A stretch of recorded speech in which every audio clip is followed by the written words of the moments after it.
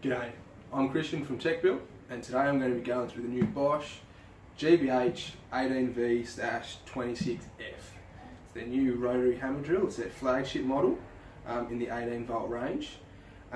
It's a 3 mode, so you've got your chipper, and it also comes with this really neat exchangeable chuck. Just click straight on like that. This would be good for when you're mixing mud, mortar, kind of structural grout, stuff like that.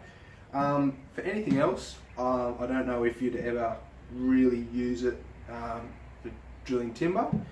It's got the capacity of doing up to 30mm in timber and 13mm in steel, but to be completely honest, if people are buying these things and not buying them for that kind of application, mainly using it for the chipper and of course for the hammer drill functions. But it's a pretty neat kind of accessory to have, and obviously nice and quick.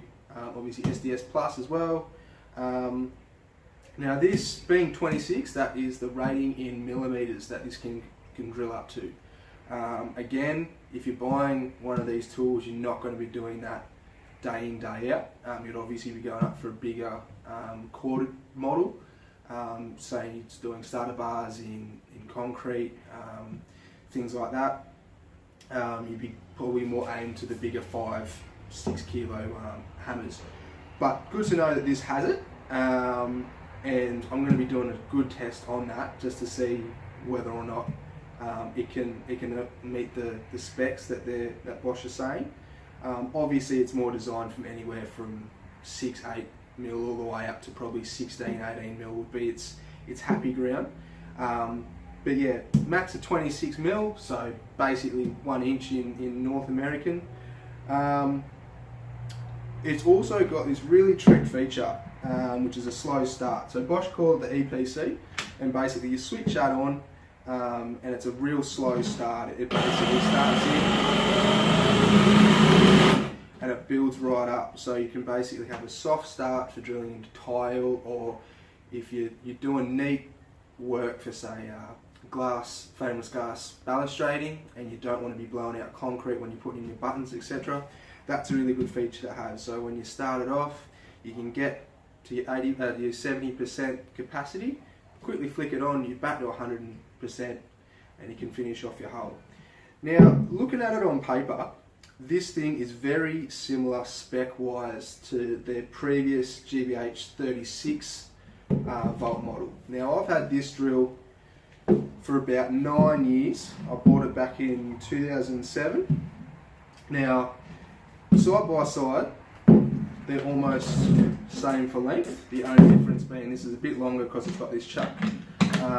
But that's pretty much it. The width, everything is very on par. So what I'm going to be doing is putting a comparison between this 18 volt model and a 36 volt model. Now, when this one came out, Bosch were very proud to say this had the power of corded, with obviously the flexibility of being cordless. Now, I've also got the exact same of this in a cord. So it's a 2 kilo hammer. All the bit rates, joules, everything's the same. The cord is obviously a bit lighter because you don't have this massive battery pack. But back then, the performance was good, but they never had these 4 amp hour 36 volt batteries back then. The most they had was a 2.6, and they also had 1.3. So the power was dying quite quickly, and obviously it had the potential there, but the battery capacity was nowhere near. This is where these core batteries come in. Now, these are the new batteries from Bosch, the 6.3. There's a lot of talk in the works that they're going to be going up to possibly a 12 amp hour battery in next year. They've also got a 7 that's being released by the end of the year. They're going to call them the Pro Core batteries. Now, you compare the two together, dramatic difference. So, to put these two drills up against each other, some may say is a bit mad, but I've got a lot of faith in this new battery, and I've got a lot of faith in this new drill as well. Seeing as the capacities are identical, they both do a 26mm capacity. The only difference between the two is the joules. So this is 26mm capacity, 2.6 joules, 26mm capacity, 2.8 joules. However, this is slightly faster with a lower impact rate, no, slightly faster with a lower impact rate, slightly slower with a more impact rate. Now it's on par, we're clutching at straws there. So they're basically on paper identical. So this is about half a kilo lighter with the batteries and the auxiliary handle. But then obviously you're looking at the size of them. In my mind, for this to be able to beat this needs to be an 8 amp hour battery. So when you're talking amps and volts, it gets a little bit complicated, but it comes down to basically the cells that are in it. So in order for this to be compatible, you'd halve this down to 18 volt, you double the amp hours up to 8. But I'm really interested to see how these two go. The thing I really like about this though is it's got this nice anti-vibe handle on the back of it, and also how you hold it, your hand is in a straight line with your chuck. So when you've got your auxiliary handle and you're drilling or you're in a wall, you've got a nice straight line, a lot more ergonomical. As opposed to the old design where you're kind of clutching it at the bottom, you're losing that kind of power and comfort that you get. Also, this doesn't have the anti-vibe, plus the weight of the battery sitting quite low at the front.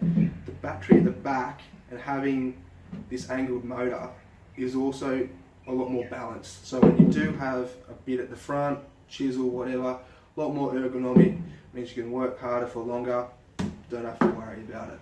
So I'm going to get these things out on site, see how they go, and let you know.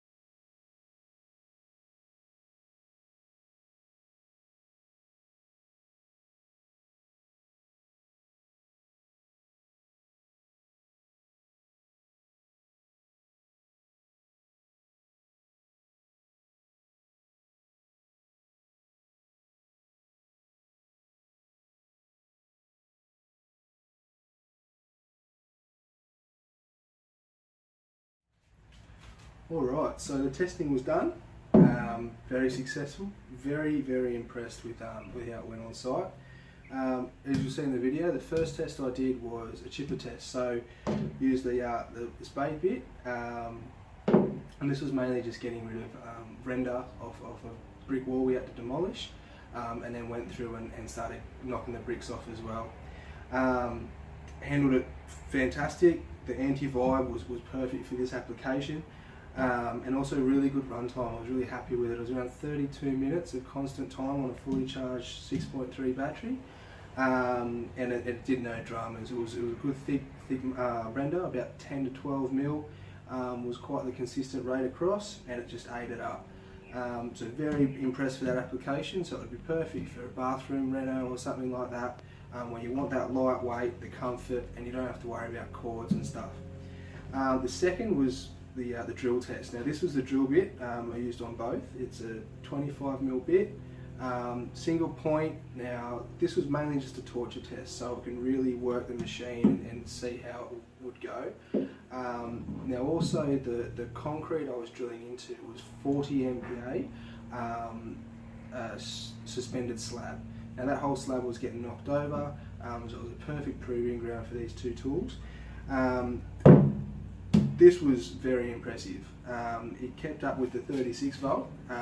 This knocked over about 8.5 holes in total, and that was 150mm deep. The 36 volt got one extra hole, did 9.5.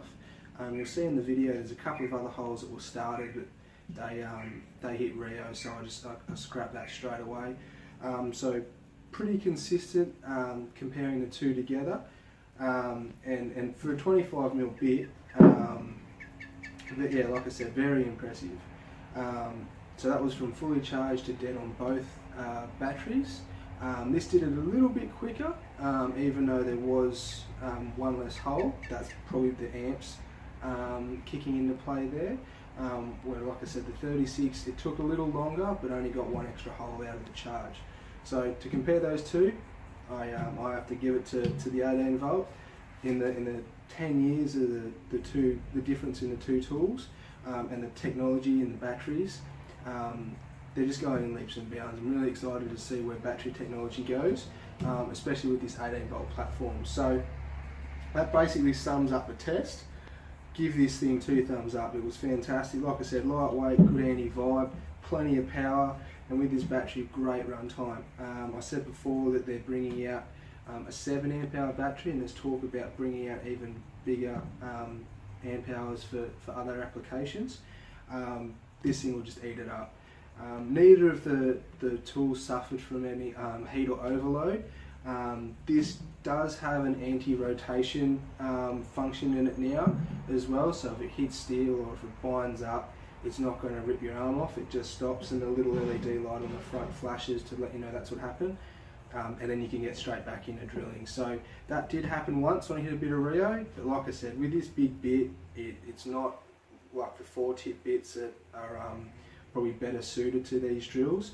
It was a pure torture test just to really work the gear and see how it goes. But I'd love to see what you guys think about it, what you would like to compare it up against. I know that the DeWalt Flex Volt, they do SDS Max now, and so do Milwaukee.